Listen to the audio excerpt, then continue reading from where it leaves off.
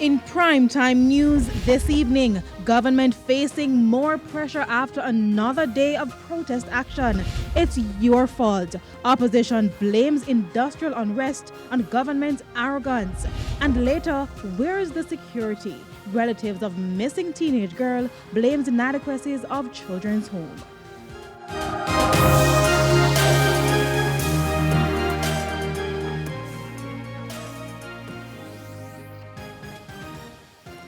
Good evening and welcome to Primetime News. We're on air and online at onespotmedia.com. I'm Janella Precious. Also this evening, the Financial Week, Primetime Sports, Sports Commentary, E-Prime and Weather. But before the break, the feedback question.